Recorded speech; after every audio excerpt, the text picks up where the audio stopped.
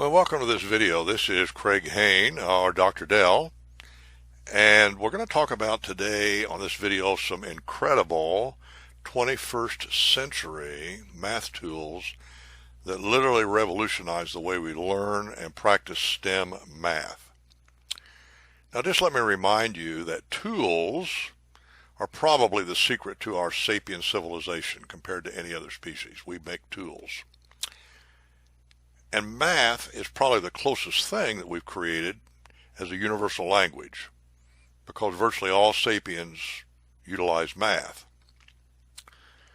And I must say that math underpins really all modern technologies and science, and thus actually our modern civilization. So the fact that we're living the way we are today, math is a major thing behind it. Now, mathematics consists basically of two things.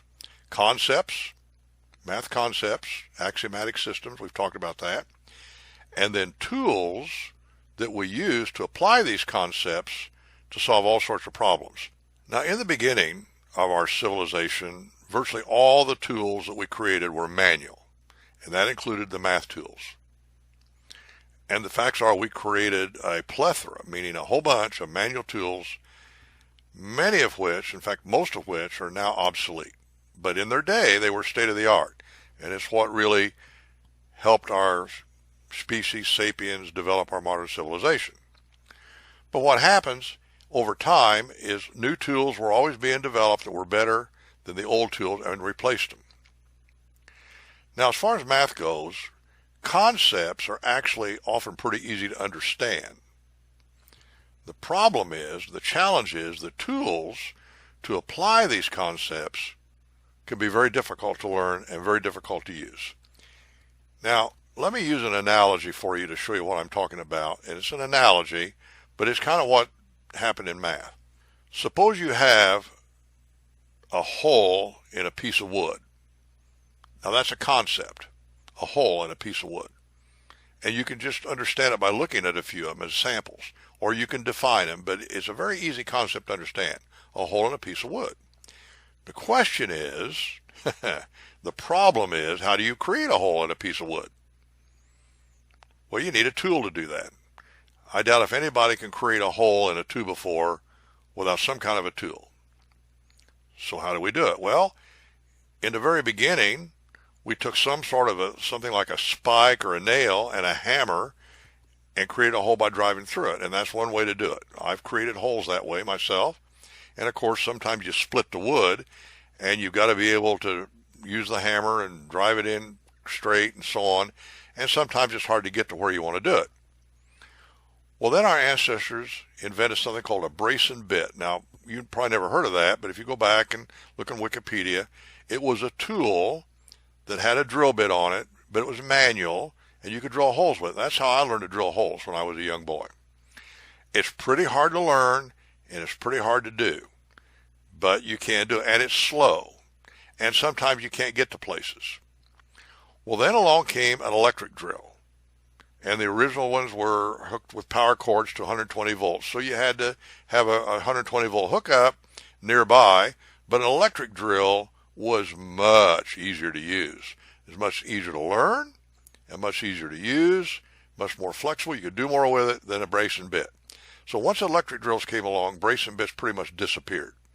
They were wonderful in their day when they were the best tool around, but then away they went. Well, then later came an electric drill with a battery. Now, that was much better because it was much more portable. You could get around easier with it, much easier to use, and you didn't have to be near 120 volts. So you could take it out just about anywhere and drill holes with it. How about a laser drill?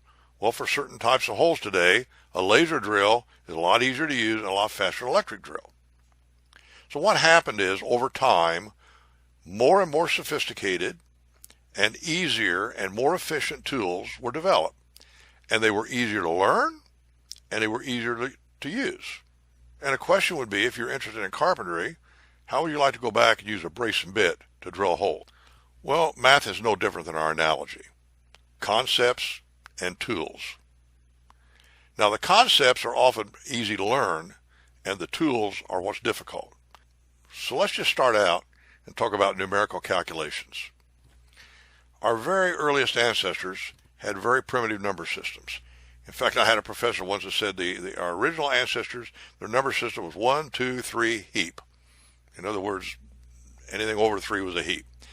Now, I'm sure that whether that's true or not, it's a good little analogy. And in the very beginning, I'm sure our ancestors were very primitive in their use of math, but they could count things and that sort of thing. Well, then came systems, numeral systems, to let you do math better. Roman numerals. Now, if you've ever studied Roman numerals, you know that Roman numerals are difficult to count with, they're difficult to learn, and I would say the tools for multiplication and addition and so on for Roman numerals were very difficult to use. I never learned them. I don't know, because what happened was some of our ancestors many years ago, many centuries ago, developed the decimal place number system. Now, that was an incredible invention, and essentially it was a concept. It was wonderful, and that's what we use today. And of course, you can use numbers of all sizes, and then we were able to develop manual addition and multiplication and division algorithms. These were the tools that we used to do what we call arithmetic. And of course, that's what I learned in school when I was young, and that's what we still teach a lot of our kids today in the beginning: addition, multiplication, division.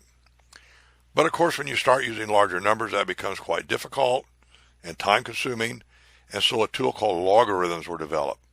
So when I was in high school and college, logarithms were the tools we used to do multiplication and division. And logarithms then created a tool called a slide rule. And that's what we used to teach engineers to use up until the early 1970s. Then came electronic calculators. Now, every one of these tools displaced what came before it. So, for example, we used slide rules were the best way to do arithmetic calculations up until about 1972. That's what we taught all the engineers. And they were better than using tables of logarithms. They were faster to use. Then when the electronic calculator came out, the HP 35 scientific calculator, slide rules overnight were obsolete. Just amazing. And then came computers with software. And then came smartphone apps. Now, I haven't necessarily put everything in here, but you see, this is how tools progressed for numerical calculations. And today, we use electronic calculators, and a lot of times it's just an app on your smartphone. Now, functions are really the workhorses of modern math models. This is what all science and engineers use, it's functions. And if you've studied math in our tiers 3, 4, and 5, you know all about functions. Well, in the beginning, a function is, of course, just an assignment of one set of numbers to another set of numbers, or some sort of a rule to make the assignment. Well, in order to deal with a function, you had to calculate it, and that was manual calculation. Very, very time-consuming for our ancestors. If you wanted to graph a function, you had to do it manually. This was very time-consuming, but it was a very powerful technique. And so starting in maybe the 1600s, for example, we began to deal with functions all the time. And when we did algebra, we used functions. Trigonometry, we used functions. We used functions for everything. But dealing with them, and for example, graphing was difficult. Well, then along in the 1600s came the calculus tools. Now, derivatives are great tools for graphing functions. Where do they increase? Where do they decrease? Maximum, minimum. Also, we could create infinite series to approximate functions using derivatives. So this was very powerful. Differential calculus then is extremely powerful, and it was developed in the early 1600s, in late 1600s. Then came in calculus integrals. Now, integrals are what you use to calculate areas and volumes, continuous summation. And apparently they appear to be two different things: differential calculus, integral calculus. But in the late 1600s, our ancestors discovered that there was a connection between them. And they defined something called antiderivatives, or indefinite integrals. That means the same thing. And they developed and proved something called the fundamental theorem of calculus.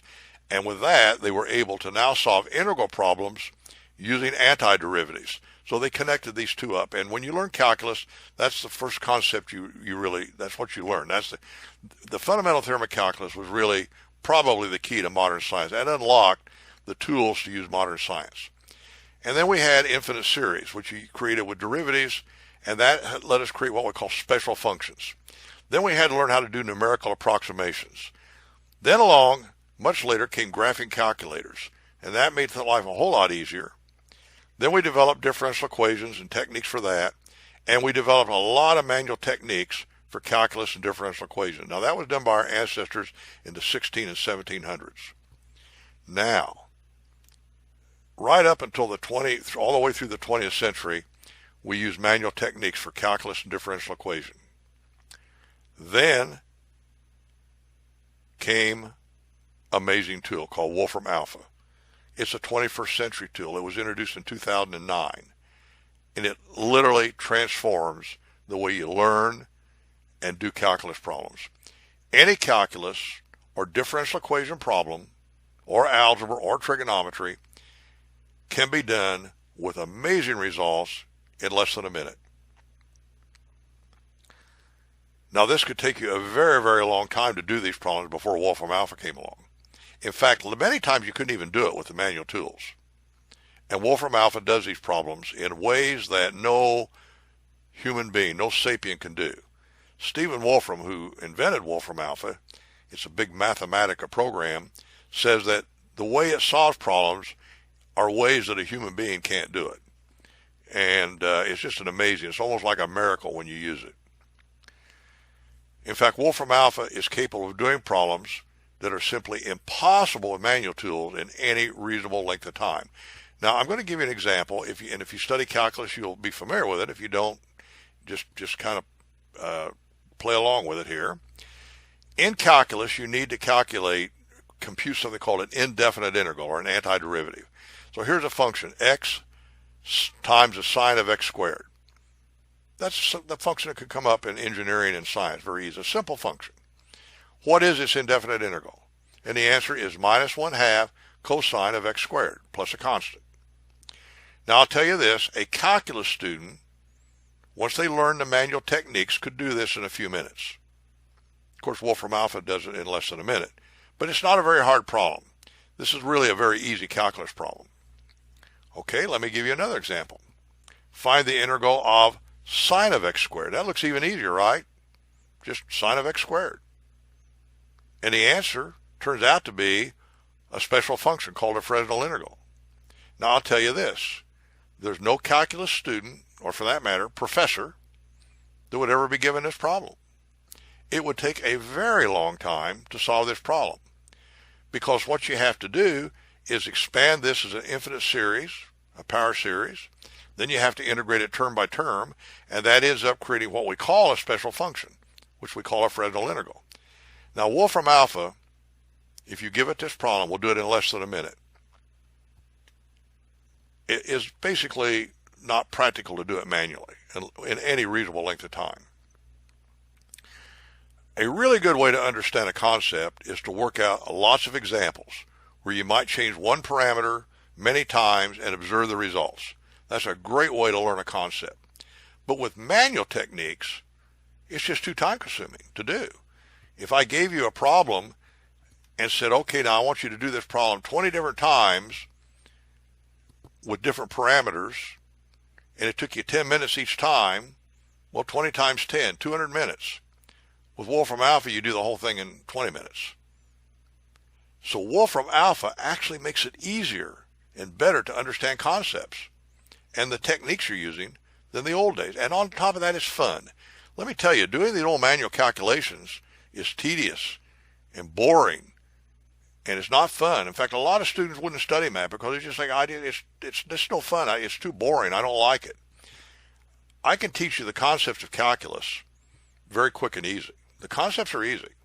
In fact, I've got some videos on my website that are free where you can learn the concepts in probably less than an hour or two. The tools are the problem. Well, today, if you learn the modern tool like Wolfram Alpha, you can learn more calculus than you need for a good school like MIT, and you can learn it in like a semester in high school. Remember, this video is for high school students. So if you use the new tool, you can learn it quick and easy. And I'll also tell you this, no modern employer is going to pay anyone, employee, to do these STEM problems, calculus and differential equations, for example, using these old manual, slow, error-prone tools. It would be like having you do arithmetic calculations with pencil and paper or a slide rule when you can do them so much better with a scientific calculator? Well, that's what's happening today in calculus and differential equation. They're revolutionizing. Wolfram Alpha has revolutionized the way you do STEM math. Now, differential equations, which are the workhorse of STEM, calculus you use to analyze functions, differential equations you use to create functions. You set up a model for your system. It's usually a differential equation. You have to solve it, and the solution is a function, which you then analyze. Well, solving differential equations is really hard manually. Wolfram Alpha does it in a breeze, in less than a minute. It's a really, really amazing thing. It used to be you had to work long and hard just to solve basic differential equations. And a lot of students just would give up on it. Today, you learn the tool and boom, it's done. Linear algebra is also very dramatic. Linear algebra is used throughout STEM, and to do it manually is very, very time-consuming, laborious, error-prone. With Wolfram Alpha, it's instantaneous. And then there's a lot of advanced subjects that also goes on. Pre-calculus, by the way, is even easier. I start using Wolfram Alpha in Tier 4, where we're doing algebra and geometry and analytical geometry and trigonometry and complex numbers and things like that, all pre-calculus, and I use Wolfram Alpha. And I will tell you right now, it makes the teaching, or the learning of pre-calculus subjects much easier. For example, when you teach conic sections, ellipses and hyperbolas, if you use Wolfram Alpha, you'll learn it much, much quicker and easier.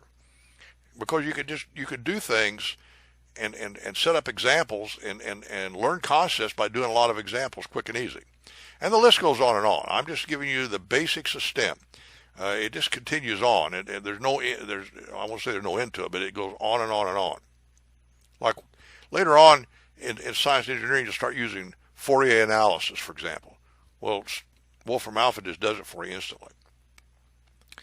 I would say this: Wolfram Alpha is probably much more time-saving and useful for STEM students than a smartphone is for the rest of us.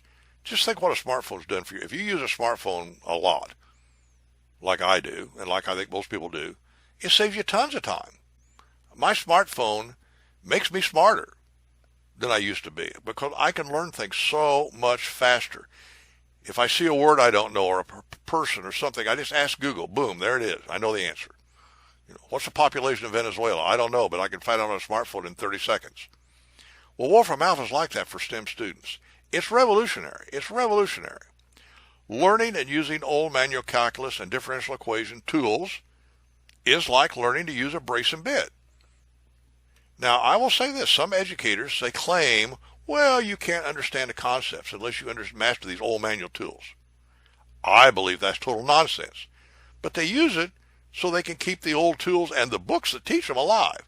Let's face it, there's a huge investment today in textbooks and in teachers that teach old manual tools, and they don't want to give it up.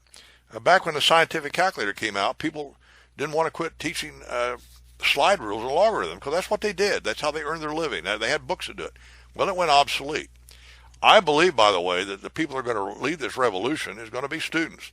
That's what happened with calculators, by the way. When calculators came out in the early 70s, the math departments and the teachers didn't embrace them. The students did.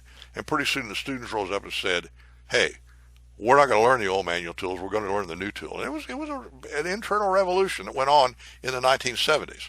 Well, that's going to be happening today. If you are a student and you learn to use the Wolfram Alpha tool to do calculus and differential equations and linear algebra and trigonometry and all of that, and graph functions and all of that, you're not going to learn the old manual tools, let me tell you. And you're going to say, no, absolutely not. In fact, quite frankly, if I had a student today that was going to go to an engineering school and they had learned calculus and differential equations from me using Wolfram Alpha, I would assist the school, let them not take the old obsolete courses. And if they wouldn't agree to that, I wouldn't send them to that school. Now, it gets better. Wolfram language is a revolutionary new programming language that was released to the world in 2016. I'm doing this video in 2019, so not very long ago. And here's the deal. You can write programs now using Wolfram Alpha type commands that are incredibly powerful and incredibly easy to use. In fact, you could write a program today in an hour that would take you a month if you use a traditional language like Python or Java or something. And it's even more than that. You can do things you can't even do with those languages because it's plugged in. This Wolfram language is plugged into databases all over the place. You can just do amazing things with it. In fact, I believe that it won't be much longer till all students will start learning Wolfram language before any other programming language once they get by the most elementary thing. But forget Python and JavaScript. This is the language you'll learn first. And it's going to obsolete these other programs. Now, Wolfram Alpha and Wolfram language can be used on a regular computer, but sometimes it's hard to save what you're doing. And in 2017, a thing called the Supercomputer was created. And this makes both Wolfram Alpha and Wolfram language even more powerful and easy to learn. Much easier to learn. And that thing sells the supercomputer for less than $200. You hook it to a TV, any TV you want, HDMI cable, any keyboard or mouse you want to use, and hook it to an internet, and away you go. That's an absolute, I use one all the time. I absolutely can't live without it. It's just absolutely amazing. And as students understand this and learn it, they're all going to have them and use them. Now, if you want to learn more about these things, go to my personal website, craighane.com, and you'll learn even more about these amazing tools. Any student that learns to use these modern 21st century math tools will have a huge advantage over another student that's just learned the old tools. I like to compare it like a motorcycle to a bicycle. You may be a great bicycle rider, and I may be a mediocre bicycle rider, but you give me a motorcycle, and I'll beat you every time on any kind of a regular road course. Let's say we want to do a 5-mile race. I'm a mediocre bicycle rider. You're a great bicycle rider, but I get on a motorcycle. Guess who's going to win? Well, that's where we are today. An average student that can use Wolfram Alpha will beat a brilliant student using the math tools. Now, when the brilliant student uses the math tools, then once again, that brilliant student might have an advantage. The best news is these tools I'm talking about, Wolfram Alpha, is free. Wolfram language is free. When you buy the supercomputer for $200, they come with it, and they're free then. Now, it is true there's more sophisticated tools today, more powerful tools that some well-endowed organizations use, like companies, but you start with these, and then eventually you will use to learn more specific tools. Now, I believe that we need to reform high school math education ASAP. If we're going to continue to lead the world, technically speaking, our civilization, we need this reformation, and we need it yesterday. We need it now. Now, we couldn't have done it 10 years ago. Well, maybe starting 10 years ago. Wolfram Alpha came out 10 years ago. And by the way, using Wolfram Alpha is not particularly easy if no one's ever taught you. It would take me 20 hours to figure out how to do something with it for, say, calculus problem, that then once I learned it, I could teach it to you in 10 minutes, 30 minutes. So if you could go to Wolfram Alpha and learn it on your own, like I did, and it'll take you a long time probably.